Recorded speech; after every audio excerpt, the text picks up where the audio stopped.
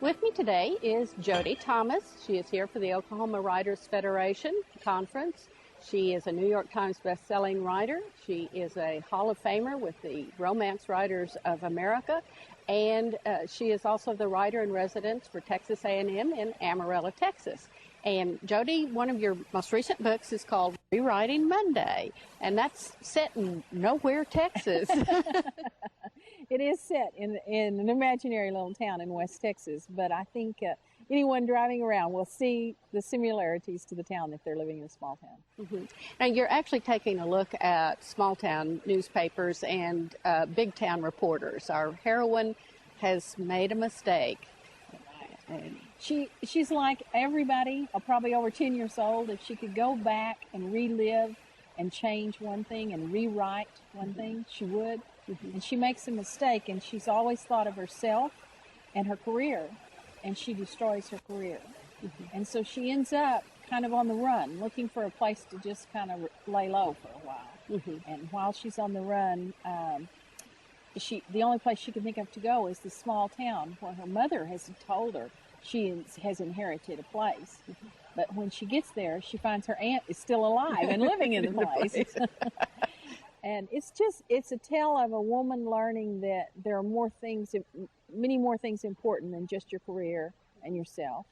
And it's a look at what small towns are like and how people really depend on one another in the small town. Mm-hmm. Now, she ends up working for the local newspaper. I think she pretty much pushes herself into a job. She does, because she's desperate, and she thinks she'll be reporting like she was in the bigger cities, and it's not that way at all.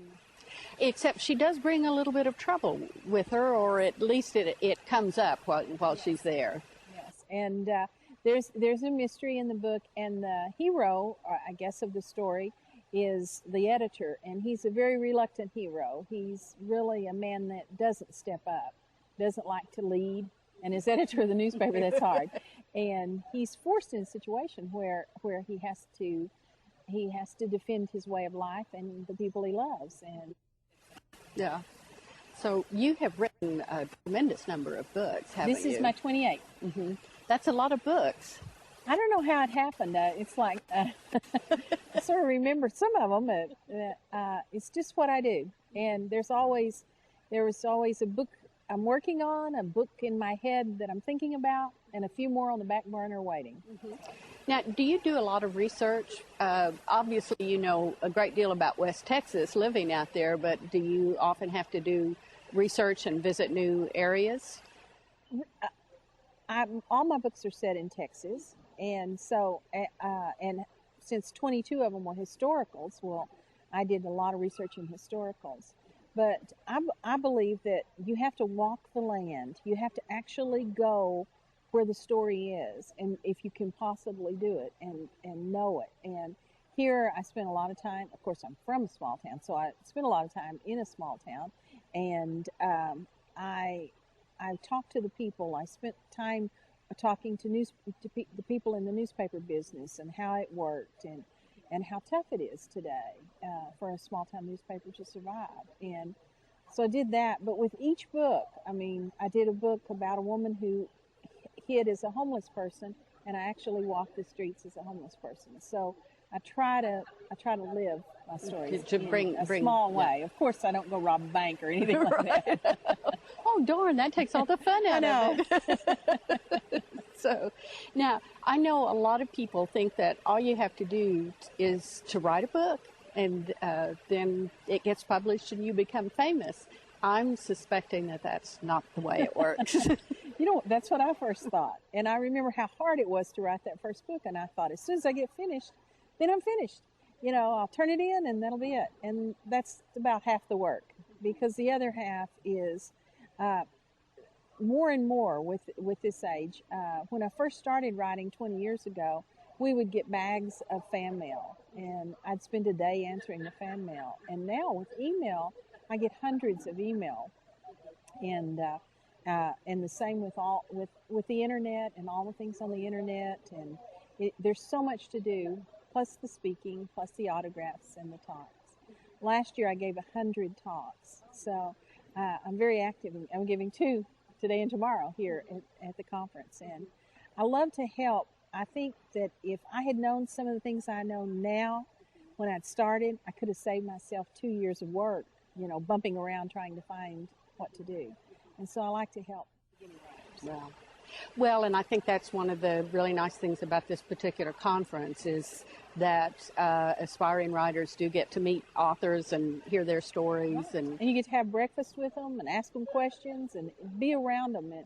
And that's what I said this morning in my talk. I said, we're all on the same road. I'm looking for plot. I'm looking for characters.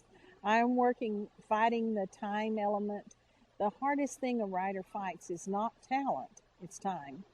Finding the time to write. And sometimes I think that's a lot of people with talent fail because they can't get a handle on the demon of how to handle their time. Right. Well, and particularly since most people have to keep their day job. Right.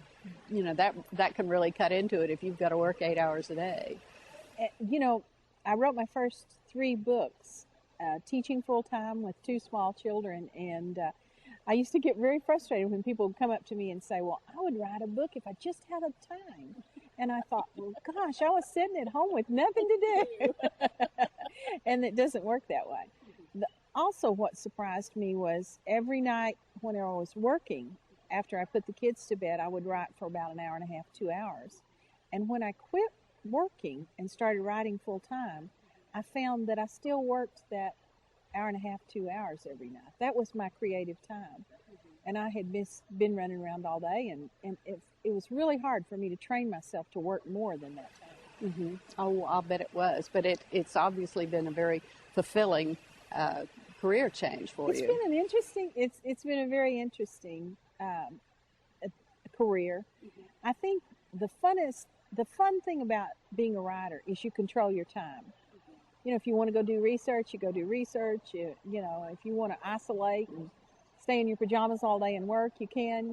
That's the nice thing about being a writer. Now, what is the title of your latest? Rewriting Monday. Mm-hmm. And it is available now. Yes. It's in the stores, and a number of your other titles are also available at this time. It's mainstream women's fiction, and it's the second in a series of small town books. The first one was Twisted Creek, and it was set down by Lubbock.